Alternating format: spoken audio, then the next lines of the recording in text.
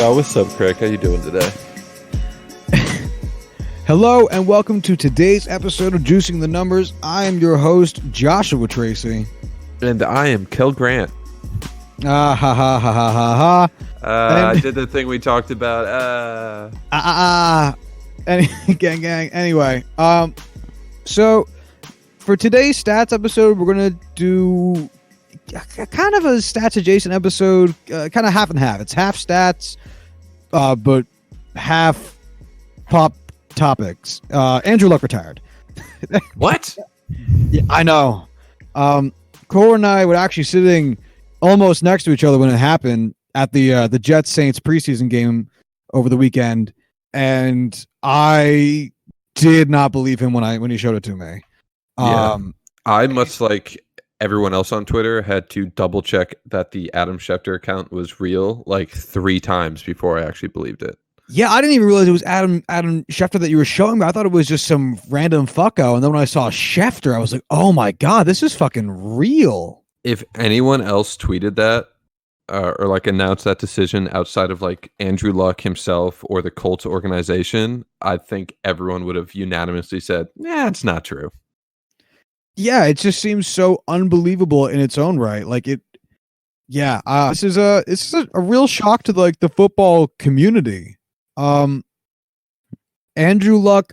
So I think pretty much everyone who follows the sport to an extent knows like the man missed all of 2017 with injuries. He's been a very banged up quarterback during his tenure due to poor offensive line performance. And so in some respects, it's not a surprise that someone in his position would retire, but in my mind, it's still a surprise that he retired. Yeah, especially since the Colts as a team were really on the brink of being Super Bowl, I don't want to say favorites, but they were absolutely way up there in terms of teams expected to push for the Super Bowl. Yeah, I mean they finished their season very, very strong last year and had a playoff appearance. I forget they obviously lost, but I forget to whom. Was it the Chiefs? Yeah, I'm gonna check right now. Colts 2018 season.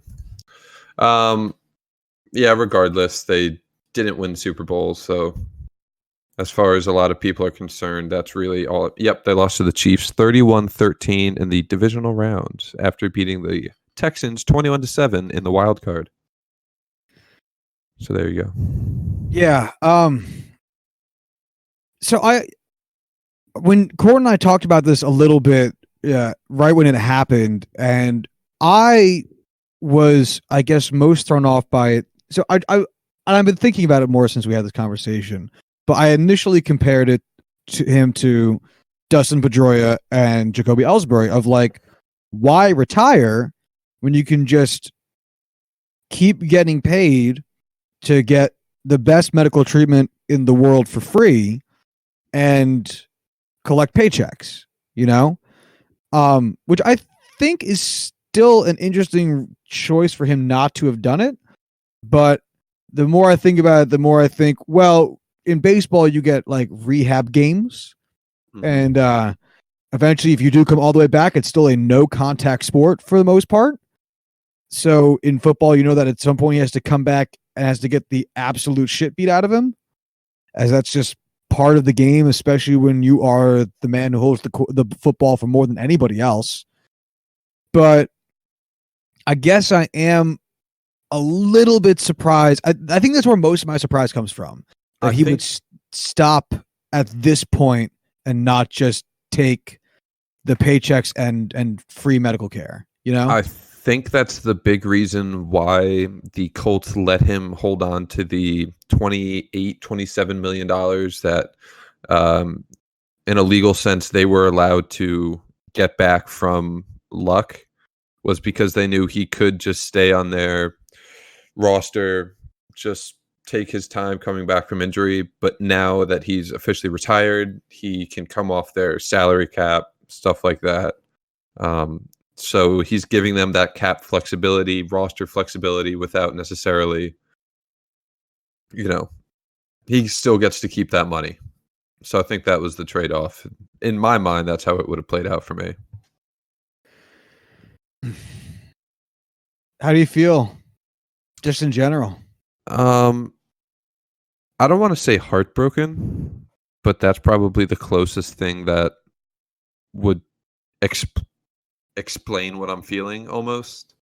I feel for the dude so much. I can't personally say I understand what it's like in his situation, but I do understand that coming back from injury isn't necessarily the easiest thing to do mentally or physically. Especially a guy like that who's had so many serious injuries and just so much clout and fog covering it up. Wow, good with the words today. Basically, just following him around. It has to be tough, and you know what? I've heard it from a bunch of different players on Twitter and stuff like that, where guys who have been in his situation agree. Like, it takes the love out of the game. Even Gronk came out and said it today that that's why he chose to retire, because he just didn't have the love for the game anymore, and it just was tearing him down. I think it's pretty safe to say that at some point the love of the game literally gets beaten out of you. Oh yeah, I believe it. I think that's where my baseball analogy kind of has to end, because your body will wear down in baseball because it's just a long season. You know, it's a very long season. You have to be physical, as it goes with pretty much most sports. But with football, I mean, there's someone out there, and same thing with fighting. You know, there's someone, your opposition is trying to not necessarily hurt you in like a mean-spirited way, but to incapacitate you to a certain extent. And that's when that's the goal. At some point, you can only take so many hits, and you can only damage your future quality of life so much. Yeah, it sucks seeing the fans' reaction to this, especially the Colts fans at the stadium when this was announced, because the Colts were playing the same time this was all getting announced, and he was planning on announcing it after the game on Sunday, letting the whole team know then, all that stuff. He finalized it with the Colts on Friday night. They tried to keep it under wraps for 2 days, 48 hours for him to talk to the team and then have his press conference. Didn't work out that way. So basically the entire team had to be told on the sideline by, Luck or by other players, and the fans were finding out on their phone while they were sitting in the stadium, and they booed him off the field, which is just unbelievable. Awful for Luck. Yeah, I couldn't imagine what that would feel like. I Jesus Christ, I've booed players before. I've booed players on my own team before. Yeah, I've booed players at Yankees games. I can't say I've ever booed a player on my own team.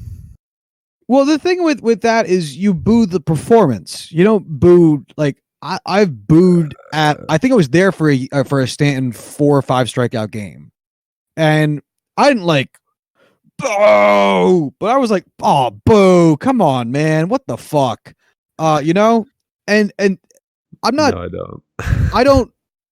It's not me saying like, man, fuck Stanton, because I'm still rooting for him every single time he comes up. I'm not rooting for him to fucking strike out more so I can continue my booing. And I think most people who do that in association with Yankees fans, especially, they're still rooting for the guy. They don't think the guy is bad. They think that he had a bad day and they're letting him hear it. Same thing happens with starting pitching. You hear it, especially for starting pitching. And that's not even a Yankees thing. You hear that from starting pitching almost everywhere. Yeah. I don't think a single Yankees fan. Maybe I'm being too generous. I would be hard pressed, for me personally, as someone who would and has booed their own players at a game, if I found out that an injury riddled player was retiring for that reason. How on earth do you boo that person? I cannot wrap my brain around it. Especially someone like Andrew Luck, who is just salt of the earth kind of guy, literally given everything for Indy when he's on the field, tried to come back as quickly as he could from every injury before this. I saw a clip of Andrew Luck on the sideline with Chuck Pagano during a game where they were getting blown out, and Luck went to Pagano and was like, "Hey man, put me back in the game. I can't go out like this. I gotta go out trying. I can't end the game down like this and just getting subbed out in the fourth quarter, just giving up. Like I gotta go back in the game." And Pagano like talked him down, was like, "No, like we need you for the rest of the season. We need you next week. We can't risk you getting hurt. It's a smart move to, pull you from the game and keep you out." And he was just so heartbroken by that news. Just like, "No, dude, I gotta play. Like I gotta fight for this team." I get fans being upset by the situation. I don't get them being upset at the person.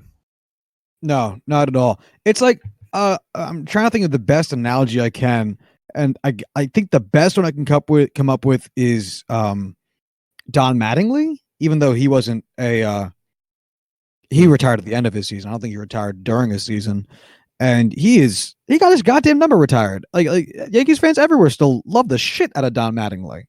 Mm-hmm. And yeah, I don't know. It fucking sucks. It really fucking sucks, because I think Andrew Luck's one of those dudes where even players on teams that he wasn't a part of, fucking fans of teams that were in his division, that were actively technically rooting against him, fucking love that dude. Mm-hmm. He's such an easy guy to root for. 100%. So saddened.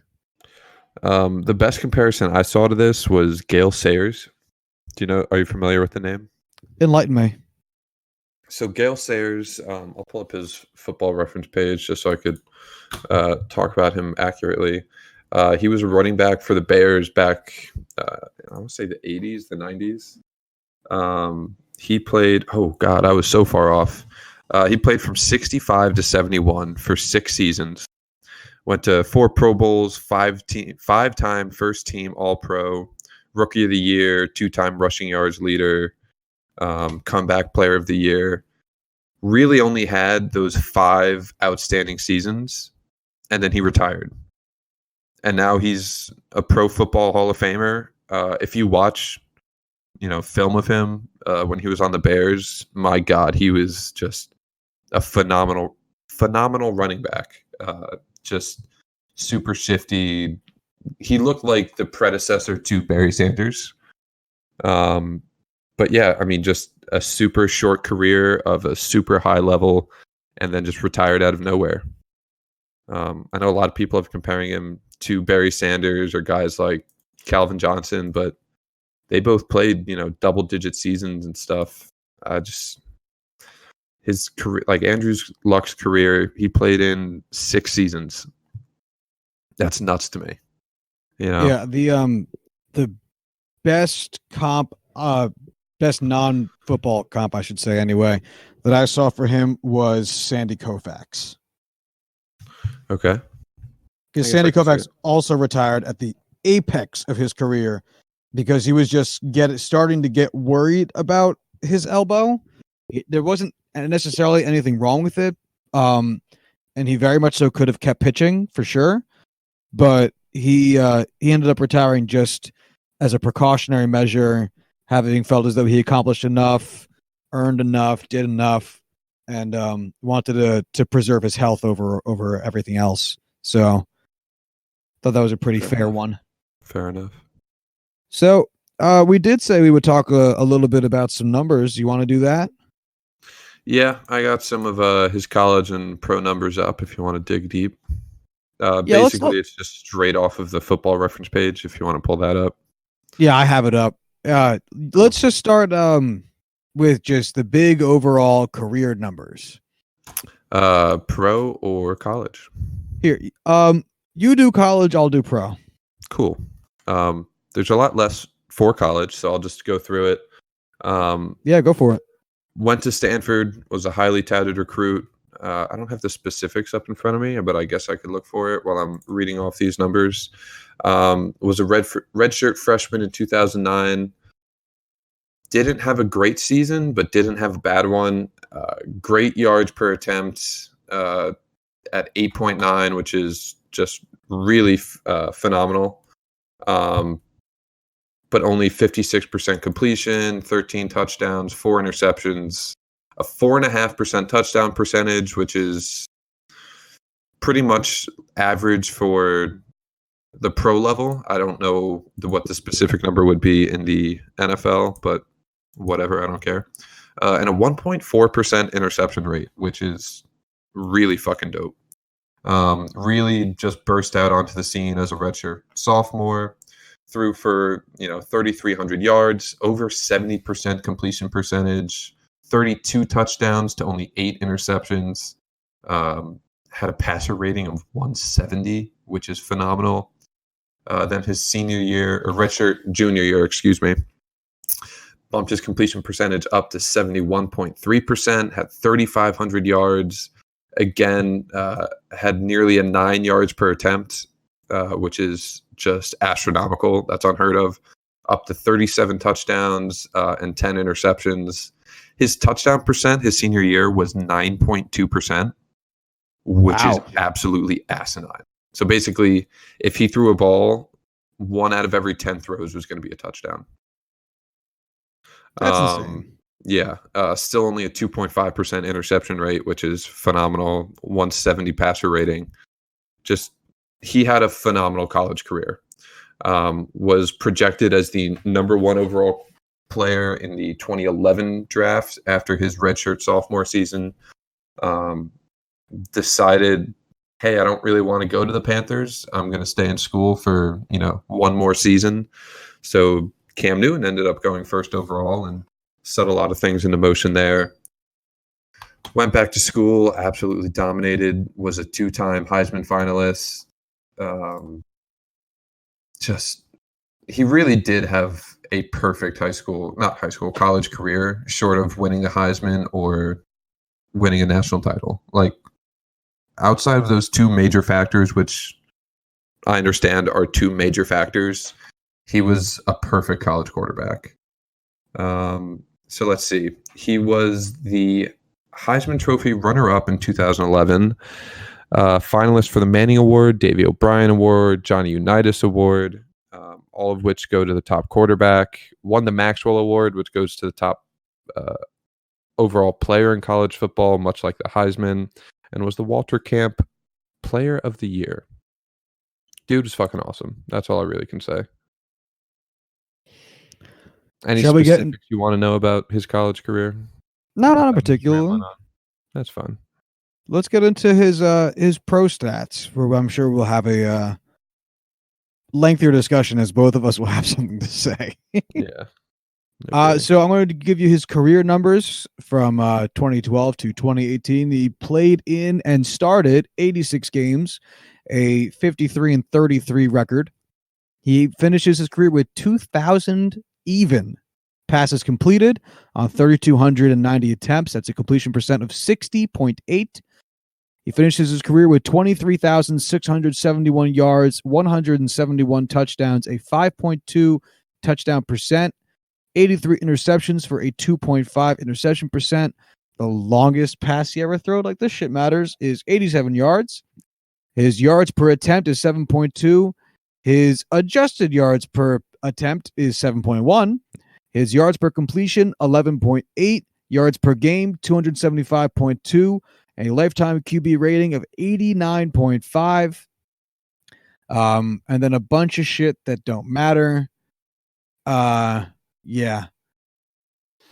So before we dive deep into this college stuff, I did find his recruiting profile. Wait, college or pro? Pro, I meant. Okay. You want to know what kind of quarterbacks were in the same recruiting class as Andrew Luck? Who was the 6th rated overall quarterback? He was behind guys like Terrell Pryor, EJ Manuel, Blaine Gabbert, and Mike Glennon. Honestly, I'm surprised I know all of those names. I think that shows you how good college, I guess high school scouting, whichever one it would be, really is, because all of those dudes at least made it to the NFL, you know? Also behind another guy called Dane Christ that I know you would not know because no idea. He did nothing. But yeah, I left him out. RG3 was also in this class along with Landry Jones. Oh, well, he's a legend. Yeah, Landry Jones, man, longtime backup of the Steelers, who fucking sucks. Sorry. Let's No problem. dive back into these pro numbers. So Andrew Luck also finished his career with an average value total, an approximate value total of 79. And as we've talked about approximate value before, we haven't truly dove into it.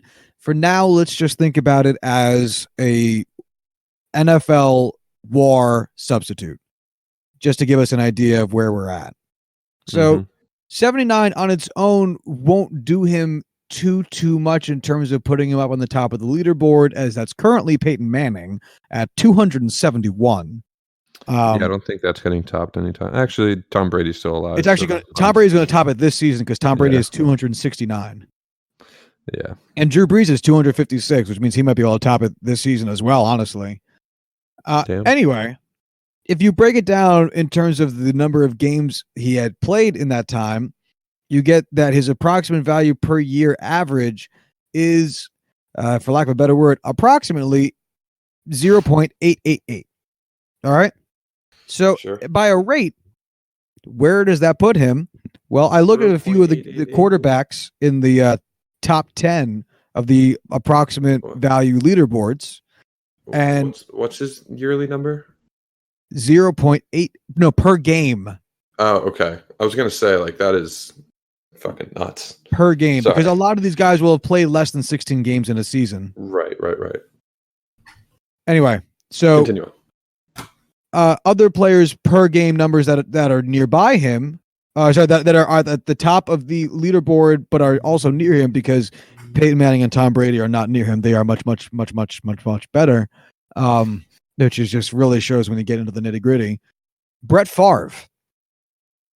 Brett Favre has a career average value, I keep saying approximate value of 255.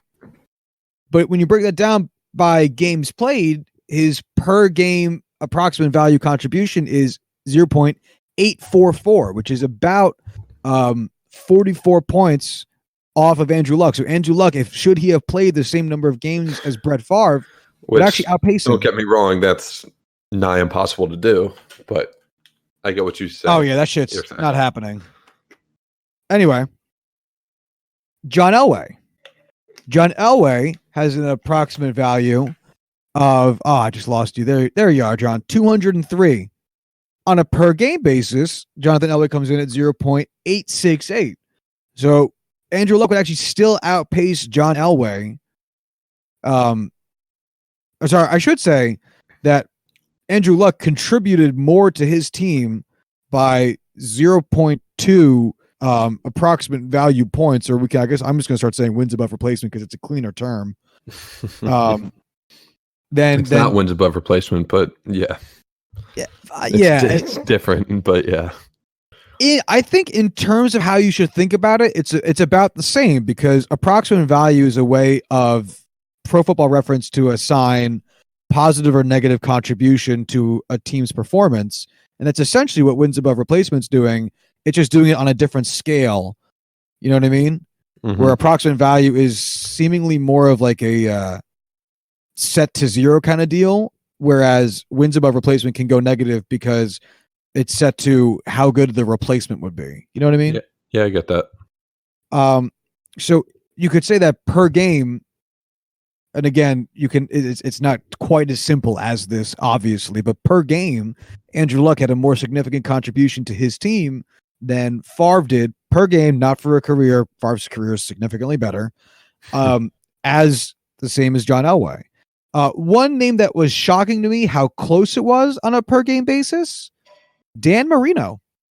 No kidding.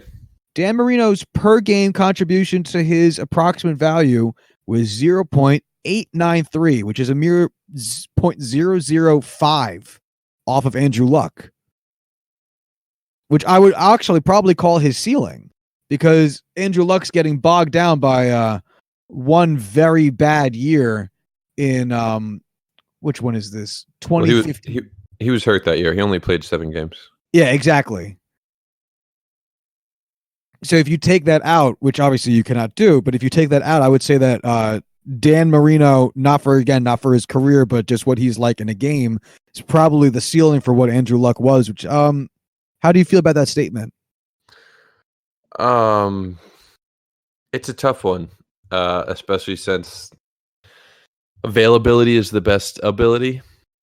I mean, I never watched Dan Marino in person. I can only talk about him in the view of his entire career. And it's hard to say, oh, Andrew Luck was just as good, if not better, than Dan Marino was, because Dan Marino is one of the best quarterbacks literally of all time. Yeah, top 5 all time. But man, like seeing what Andrew Luck can do on the field and what he was able to do with a truly awful team around him, I can't say no. They're not, close. So that's really all I can dig deep into that, because I hate comparing, players to Hall of Famers, even if they are guys like Andrew Luck. Yeah, I understand where the many flaws are in what I'm doing, but the one exception to that is Saquon Barkley to Barry Sanders. They are identical. Well, that I think you go by more of a style kind of thing. You know what I mean? Yeah, that's true. Yeah, I understand what I'm doing is not is honestly something I usually deride, but it's so tough because this man who just by eye test alone is such an amazing quarterback that it feels like there's no really other great way of showing what he did,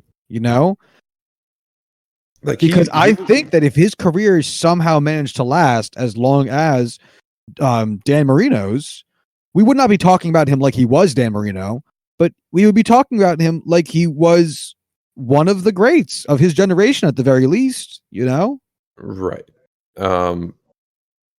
Like, just to say, like, how good of a prospect he was, because, I'm an absolute nerd when it comes to the draft.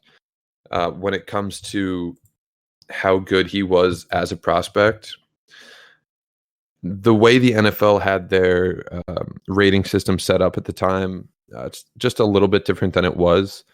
So anything from 90 to 100 was essentially, generational talent. Do you want to take a guess to what his score was? 97. Spoiler alert. Are you fucking asshole? Are you looking at the page? No, did I get it right? Yeah, it's 97.0. Yeah, that's right. I fucking hate you. He literally he was a perfect prospect. Like, his weaknesses section on the profile is that he's not an athlete like RG3 was. That's the only thing they could argue. Yeah, and that's barely even an insult at this point. Yeah, exactly. So I do have one more thing I think that you might find interesting, Corwin, in regards to stats pertaining to Andrew Luck. Sure. So again, because his career is just not going to be long enough for counting stats to really accumulate like they would if I was to look at all-time passing yards or all-time touchdowns or whatever, I thought, well, Pro Football Reference does keep track of career rate stats leaders. So let's look at those. Okay. NFL passing yards per game, career leaders. Where do you think Andrew Luck is on this list? Top 15? 2.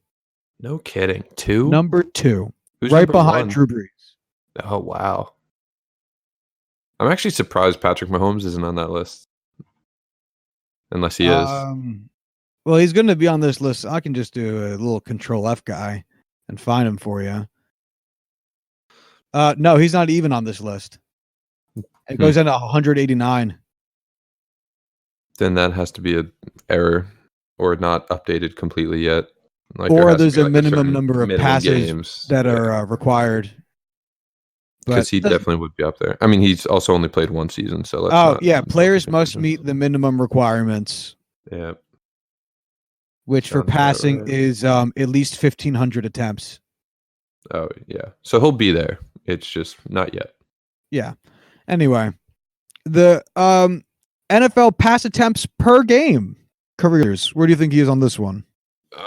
Fucking 2. No, tied for first. Yeah, no kidding. With Drew Brees? No, Andrew Luck. Drew Brees is actually second on this. Well, I guess third. Yeah. Do you just say Andrew Luck was tied with Andrew Luck? I may have. I don't think I did, but you're probably right because you're the one listening and I'm the one talking. It was tied with Matthew Stafford. Oh, okay. I get that. Stafford throws a fucking ton of balls. Yeah. Now, these ones won't be nearly as gaudy, but it's still, I think, a little bit fascinating to see just, where he is on these lists. Adjusted yards per pass attempt. So this is one of our efficiency stats. Yeah, he's got to be up there. So here he actually comes in at 22. So he's at what, 7.1? Huh? What's the number? 7.1? 7.1. But again, that puts him ahead. Is it really adjusted yards per attempt or is it air yards per attempt? Adjusted yards per pass attempt. I can read, bitch. I just always thought that was air yards per attempt, but that's fine. Yeah. So his 7.1 puts him ahead of Dan Marino. It puts him ahead of Bart Starr, which I think is kind of interesting. Puts him ahead of Matthew Stafford. Puts him ahead of Jim Kelly. There's a whole bunch of very recognizable names as we go down this list. Puts him ahead of Johnny Unitas. And I understand the different eras and all that and whatnot, but whatever. Still, 22 is pretty fucking high, especially when you look at the names that are above him. Yeah, seriously. Net yards per pass attempt. I don't know. Nearly identical, 21. Oh, okay. Adjusted net yards per pass attempt. 22. 17. Okay. 17. Yeah, it appears as though adjusting for I'm not quite sure what seems to really boost Andrew Luck's credentials here. Yeah, no kidding. Yeah, now he's still ahead of usually still ahead of Jim Kelly, still ahead of Brett Favre, he's ahead of Roger Staubach, he's ahead of Warren Moon, ahead of Troy Aikman, ahead of Elway. Do they have a sacks per game on there? They probably do, but I didn't look at it. Let me see if I can open that bad boy up for you. But yeah, are there any other rate stats in particular you might be interested in seeing while I'm pulling up the list? No, I'm really just curious about sacks. Maybe touchdowns, just because that would be a fun one. I have a sack percent. Will that do it for you? That'll do it. All right. Sack percent. If we did this maybe 3 years ago, I would say that he has to be top 3 or 4. I'm sure he's going to be much lower than that now just because they actually got themselves an offensive line. Andrew Luck is number 21 on this list. Yeah. The top 5 is actually fascinating. Really? So number 1 is a tie between Peyton Manning and Dan Marino. For sack percentage? Oh, that's going by lowest. That makes so much more sense. I want to see the highest. Oh, the highest is very bad. Greg Landry got sacked 12.1% of the time. Holy smokes. Oh, I'll give you 2 guesses at number 2 because you definitely know who it is. David Carr. David Carr. Yeah. 10.54. Holy shit. I knew that one was there. Yeah, David Carr should have filed suit against the Texans for wrongful endangerment in the workplace. Actually, this bottom of the list is pretty fucking fascinating too. Roger Staubach, 9.57. Damn. Phil Simms, 9.31. Now, these next 2 I'm going to read, though, really stuck out to me. Colin Kaepernick, 9.18. And Michael Vick, 8.94. Wow. 2 very mobile quarterbacks. How do they calculate that? Is it percentage of dropbacks? It is percentage of time when attempting to pass, which is times sacked divided by passes attempted plus times sacked. So, okay. Yeah, pretty much. So Basically just dropbacks. So why I think they're so much higher is that I don't think that would take into account them tucking the ball and running. So basically, they don't attempt to pass; they just scramble out of there. It has to be. That has to be it because Russell Wilson's also yeah. here at 8.4%. That has to be it. Yeah. So I just think that's just the way it's calculated. That seems pretty fucking stupid. If it was dropbacks, that the record keeping doesn't include rushing more attempts. Sense. Yeah, I think dropbacks would make more sense instead of them trying to tuck and run, or like in pocket, some shit like that. But you get forced out of the pocket on a lot of sacks. Yeah. Oh well. Anyway, yeah. Anything else from this list I can pull up for you? Oh, you said touchdown percent. Yeah, why not? You want passing? You're gonna get passing. Why would he be in there for rushing touchdown percentage? I don't know if the bitch runs or not. He actually does a decent amount. Oh, and yeah, Andrew Luck is not high on this list. He is tied for 33rd. Still 33rd all time is not bad. No, it's very good. I'll give you a million guesses to get number one, and you never will. Can you give me a team that he played for? Chicago. Yeah, right. Fucking. Is it Jay Cutler? No, it is Don't not. Tell me. Is it Jim McMahon? It's not Jim McMahon. Fucking Trent Dilfer. It's not Trent Dilfer. All right. I've exhausted all possibilities. Sid Luckman. No kidding. Yeah, he was Chicago. He played from 1939 to 1950. I actually know that name. Do you really? Yeah, it's like, oh, okay, Sid Luckman. Sure thing. Yeah, his touchdown percent is 7.9. Let's see. Let's pull up his Pro Football Reference page here. Out of the entire top five, I was going to read it. It's Frankie Albert, Frank Ryan, Otto Graham, and Len Dawson. I only know who Otto Graham is. So he played for 12 seasons and has a lower total touchdowns than Andrew Luck has in 6. Oh, that's amazing. By like 40. There are 2 active quarterbacks in the touchdown percent leaderboard. Lay them on me. Aaron Rodgers, tied for 7th with 6.2. And number 10 is Russell Wilson at 6.0. That both make sense to me. Okay. Could you do me one favor and do interception percentage now? Because I feel like Aaron Rodgers is going to top that list. I just want to see if I can guess it. Of course I can, buddy. All right. Do you mean top the list in terms of the most or in terms of the least? Least. All right. I got it. Do you want to go with Andrew Luck as your... Aaron Rodgers as your... Yeah. Yeah, you're right. 1.5%. Oh, cool. Nice. I'd give you 10,000 guesses at number 2. Tyrod Taylor. Colin Kaepernick. Fuck. Actually, if you gave me like 10 guesses, I probably would have gotten it.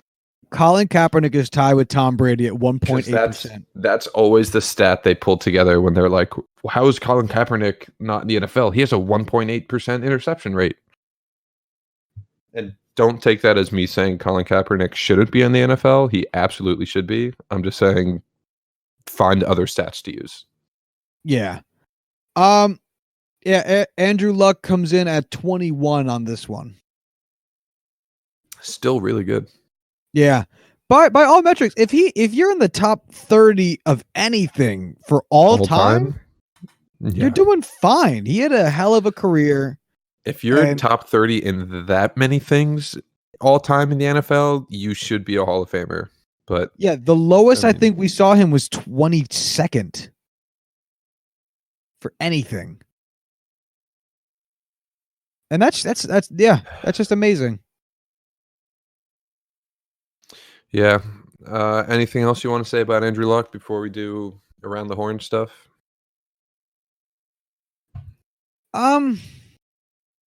Luck in particular, I'm not sure. I'm gonna miss him a lot. I feel like he's dead. I'm gonna miss him a lot. He was one of those guys that was just fun to watch. He was an absolute fucking sweetheart of a dude, which I'm not saying you don't find in the NFL, but you definitely, I think NFL players get less room to have it. as relative to other sports, since it's marketed as being kind of a more violent sport. So to have such a outwardly just pleasant dude was very, very nice to have. I'm gonna miss.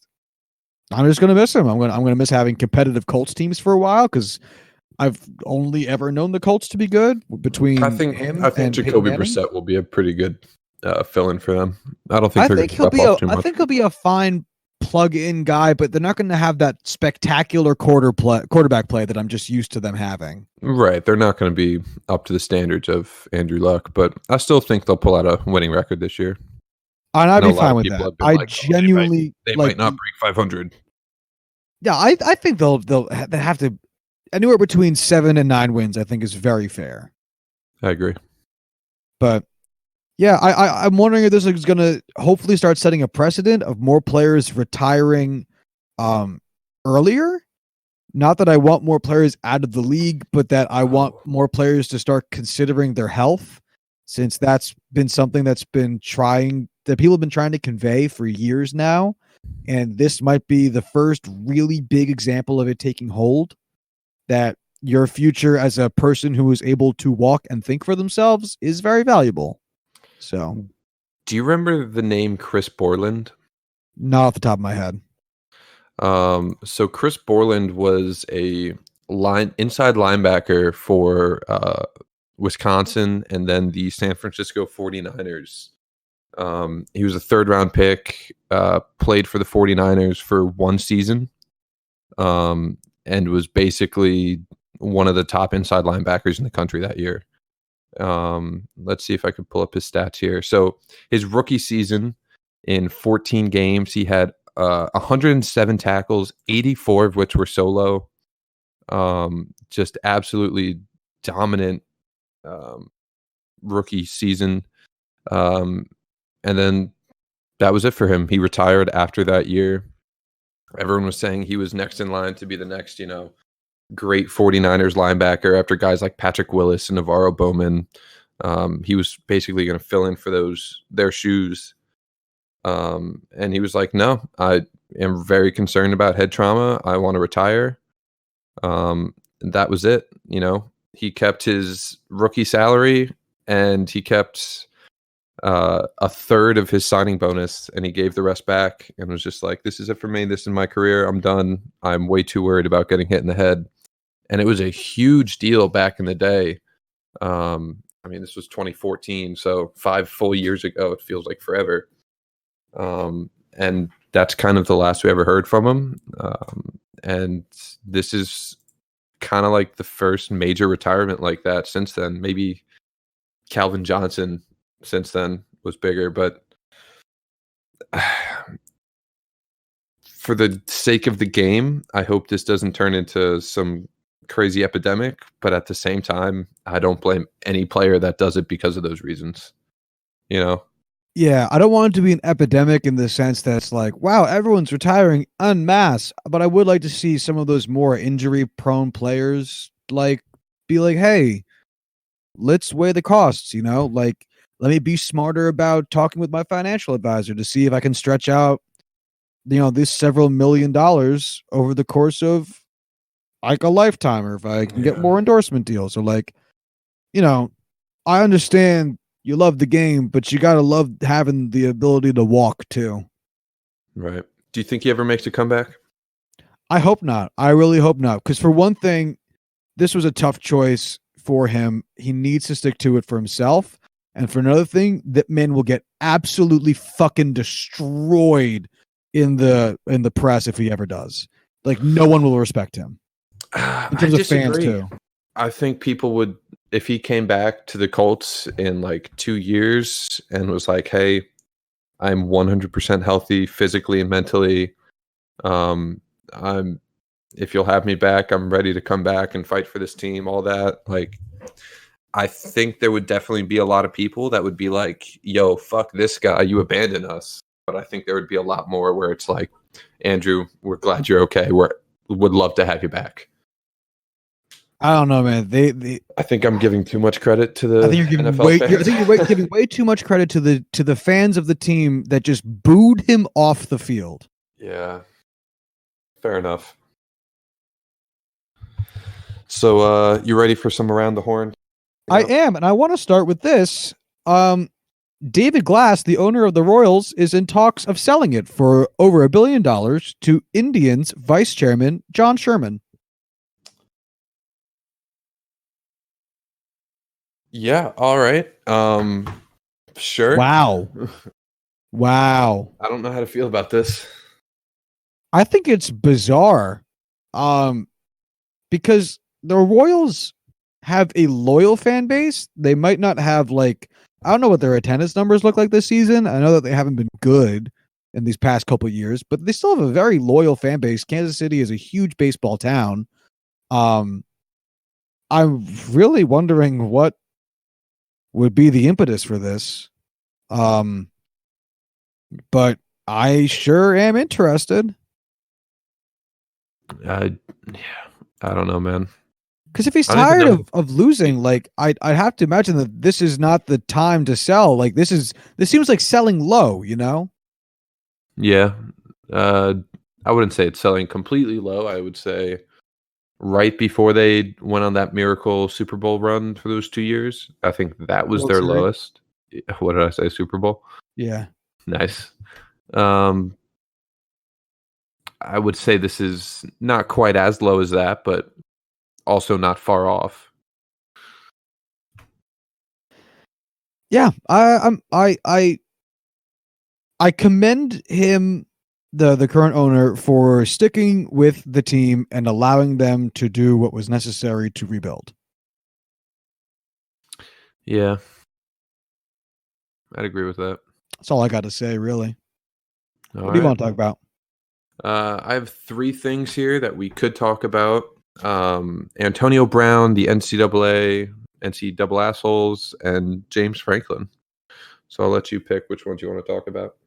Let's start with AB. Dude's a fucking psychopath. Yeah.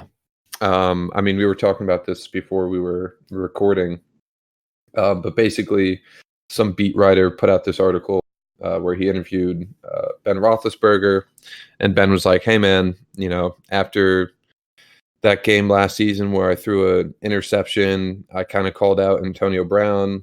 I really wish I didn't do that. We were friends. It kind of ruined our relationship. Hindsight's 2020. If I could go back, I would take that back because, I didn't need to do that, all that stuff. Said all the right things. Anything scandalous, just basically saying, hey, I got upset with a teammate. I wish I didn't. I wish we still had a better relationship, and that's totally fine. Until AB came at him on Twitter and was like, nah, we were never friends. I was just out there trying to make my money. Shut the fuck up. He did tell him to shut up. I don't think he told him to shut the fuck up. That's for emphasis. Yeah, I feel you. I just don't get it, man. They have been buddy best friends for fucking every training camp, every season. Just anytime you see them together, they're all smiles, super happy. And then after this Vontaze Burfict hit in the playoffs, it's just been different. And I know he got upset with Juju taking his snaps and taking his targets, but there have been other receivers he's been fighting with for targets every year. I mean, before him, it was Martavis Bryant. Before him, it was Mike Wallace and Emmanuel Sanders. I don't get it, man. I mean, I don't want to spend too much time on him just because he doesn't deserve it. It drives me nuts that he has just gone down this rabbit hole almost of insanity. Yeah, I think in 10 years after his retirement, we're going to get a 30 for 30 or a documentary of some sort that looks into that weird pivot that you mentioned after the Vontaze Burfict hit. Because it is just night and day. Yeah. Fuck. All right, talk to me about the NCAA. So NCAA, I forget the dude's fucking name. I just had it in front of me. I'll look it up as I talk about it. But basically, a player for Virginia Tech transferred. Well, he's now playing for Virginia Tech. He transferred to Virginia Tech, and then asked for immediate eligibility because he transferred so he could be closer to his mother, who was going through stages of cancer and chemotherapy. The player's name was Brock Hoffman, by the way. So basically, he wanted to be able to play for Virginia Tech, be closer to his family, have them be able to come watch him, all that sort of stuff. Great story. Guy wanted to be, well, it's actually not a great story. It's an awful story, but he was trying to do it for great reasons. NCAA was like, no, can't do that. Not enough reasoning for why you should be able to play. So he appeals it. And today, on August 27th, on a Tuesday, they finally announced that they were not going to approve his appeal and that was his final step for being able to be granted eligibility for this season. And it's fucking nuts that they would do this. Supposedly, the reasoning why was he had waited too long after his mother was diagnosed with cancer and had a tumor removed for this to be a good enough reason to do so, which just is mind-boggling to me. That the whole reasoning why you wouldn't let a kid play football in front of his mother who has cancer is, well, you should have done it earlier. That's, nothing more we can do. It's fucking nuts. You have any thoughts on this? What kind of behavior do you expect from the NCAA at this point? It's great. So he tweeted out 32 minutes ago, basically a statement saying, it sucks. I wish I could play. We'll have to wait till 2020. And he tweeted out a picture of Brian Bosworth. Do you know the Boz? Yeah, of course I know the Boz. The Boz. Wearing his NCAA shirt that said National Communists Against Athletes. Welcome to Russia. Beautiful. If you can find this picture on your own, go for it. It's fantastic. But it's a little silver lining to a otherwise awful story. So all right, let's close up on James Franklin, head coach at Penn State University. No bias here. Basically a former team doctor who was let go came out and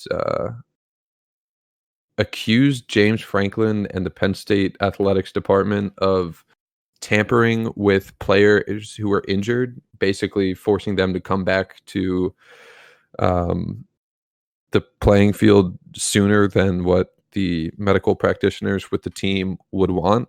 And they were pressuring the team doctors to clear them as soon as possible, which on its own is a huge deal. Granted, the article that supposedly was written with him was from a very shady source that no one really at Penn State takes much, stock in. And the fact that there was like 30-something student athletes, and their families all come out and was like, are you fucking kidding me? Like, Franklin is notorious for keeping players out much longer than they have to just to make sure they're fully healthy and all this jazz. So there will be a full NCAA investigation, which will lead to, I'm assuming sanctions and the death penalty for Penn State again. But it's definitely a developing story that, despite it being Penn State and close to my heart, is worth paying attention to. That felt more like a local news update. All right, well, fuck you, dude. I want to talk about Penn State as much as you want to talk about fucking old-ass Yankees players. Hey, I don't do that much. I mean, I hope. Yeah, let's close it out there. Yeah, we both got shit to do. So, yeah. I had no end to that sentence.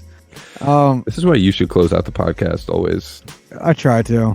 Yeah. If you want to follow the show on Twitter, you can do so at JuicingPod. If you want to hit us up via email, you can do so at juicingthenumbers@gmail.com. And if you want to check out the show notes for this episode and all previous episodes, you can do so at juicingthenumbers.wixsite.com/website. And until Monday, my friends, y'all have a good one. Bye.